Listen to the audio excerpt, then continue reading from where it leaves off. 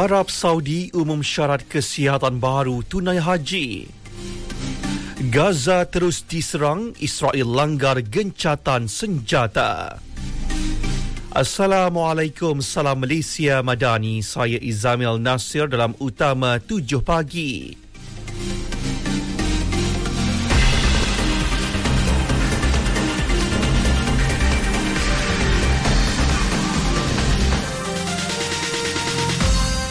Kementerian Haji dan Umrah Arab Saudi umum syarat kesihatan baru ke atas jemaah yang akan menunaikan haji bagi musim 2026. Pengarah urusan kumpulan dan Ketua Pegawai Eksekutif Tabung Haji Mustaqim Muhammad memaklumkan antara syarat yang ditetapkan jemaah berbebas daripada penyakit berjangkit, penyakit serius atau penyakit kronik tidak terkawal selain berupaya menunaikan ibadat haji secara berdikari. Jemaah dianggap tidak layak sekiranya mengidap penyakit seperti kegagalan buah pinggang kronik, penyakit jantung serius dan penyakit paru-paru kronik serta penyakit hati kronik, masalah neurologi atau mental yang menjejaskan fungsi kognitif. Warga emas dengan demensia atau fizikal lemah, kehamilan berisiko tinggi, penyakit berjangkit aktif dan pesakit kanser yang sedang menjalani rawatan turut termasuk dalam senarai.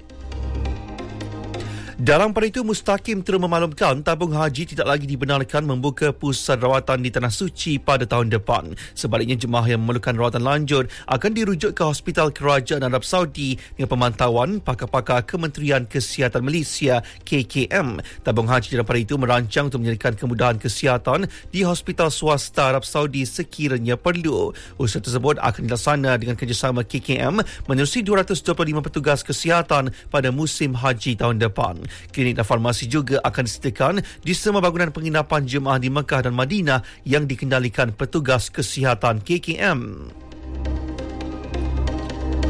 Pandangan Malaysia akan diketengahkan dalam pelan damai antara Israel dan Hamas yang diusahakan Amerika Syarikat bersama Mesir November depan. Perdana Menteri Datuk Seri Anwar Ibrahim berkata, pandangan negara itu akan diketengahkan bersama 20 perkara yang akan dibincangkan dalam rundingan berkenaan. Beliau sebelum ini telah berhubung dengan Presiden Mesir Abdul Fattah Al-Sisi dan meminta agar negara Islam untuk bergerak sebagai satu pasukan. Jelasnya, walaupun Malaysia tidak bersetuju dengan semua penyelesaian 20 perkara tersebut, namun pandangan semua pihak perlu diambil kira.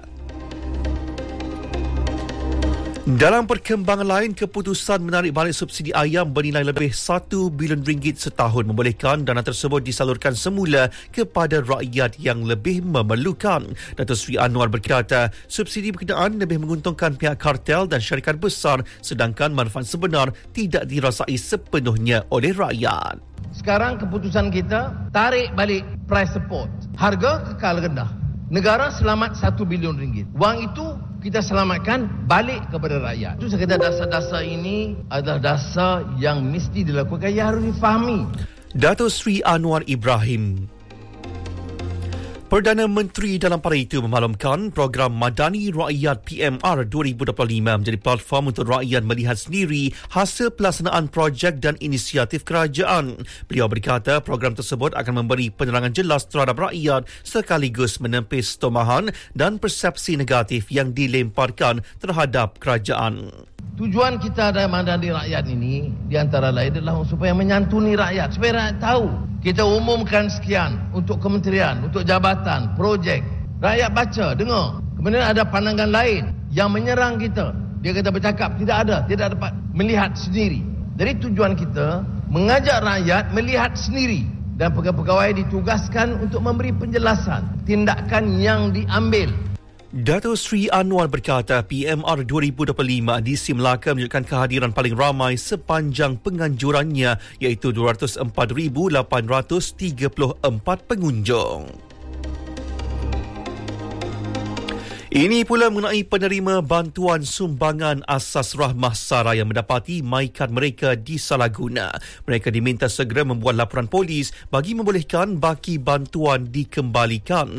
Menteri Dalam Negeri Datuk Seri Saifuddin Nasution Ismail berkata baki sumbangan akan dipulangkan kepada penerima yang terlibat selepas siasatan mengesahkan penyalahgunaan tersebut. Kementerian Kewangan bersama Jabatan Pendaftaran Negara JPN akan menjalankan siasatan menyeluruh bagi mengenal pasti punca kejadian dan memastikan hak penerima dikembalikan selepas laporan polis dibuat. Malaysia tumpuan dunia menempa kemajuan bersama. Sidang Kemuncak ASEAN ke-47 dan sidang-sidang kemuncak berkaitan. ASEAN Malaysia 2025, keterangkuman dan kemampanan. Berita seterusnya, Forum Serantau ASEAN ARF yang bakal melaksanakan pelantindakan fasa seterusnya pasca 2025 perlu bergerak melangkaui aspirasi. Usaha tersebut bagi mengekalkan relevannya dalam menghadapi keselamatan serantau dan global yang cepat berubah. Profesor James Chin dari Universiti Tasmania berkata, rangka kerja pasca 2025 perlu memberi keutamaan kepada cabaran keselamatan termasuk penyebaran maklumat salah menerusi kecerdasan buatan dan konflik berkaitan iklim. Sambil menambah, ARF merupakan platform berprofil tinggi yang sesuai untuk menyelaras tindak balas siber serantau. Sementara itu, Profesor Pengajian ASEAN Universiti Islam Antarabangsa Malaysia Dr. Par Kim Beng berkata, pelan tindakan baru yang bakal menggantikan pelan tindakan Hanoi 2 perlu menumpukan kepada peningkatan kesaling hubungan antara kerajaan serta platform digital. Beliau berkata ARF seperti ASEAN sendiri akan terus dibimbing oleh kerjasama, konsensus, perundingan dan kolaborasi yang dijangka kekal menjadi teras kepada proses membuat keputusan. Kepengurusian ASEAN Malaysia 2025, keterangkuman dan kemampanan.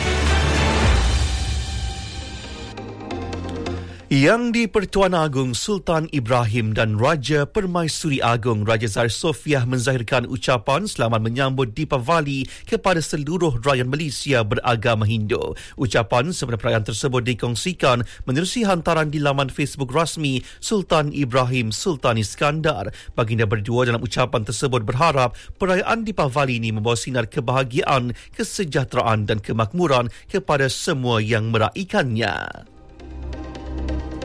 Dalam pada itu, Perdana Menteri Datuk Seri Anwar Ibrahim menyifatkan sambutan Deepavali sebagai simbol raya Malaysia untuk bersama menuju kemajuan. Beliau menzahirkan harapan agar sambutan Deepavali membawa makna yang mendalam kepada seluruh masyarakat sebagai simbol pencerahan yang menyingkirkan kegelapan dan kezaliman. Happy Deepavali dan selamat menyambut Hari Deepavali bagi semua sahabat handai saya masyarakat India dan kita bersama rakyat Malaysia untuk menuju kemajuan, pencerahan, keadilan, meninggalkan kegelapan, kezaliman. Mudah-mudahan Deepavali akan memberikan pencerahan, kebahagiaan kepada keluarga masyarakat Malaysia. Datuk Seri Anwar Ibrahim.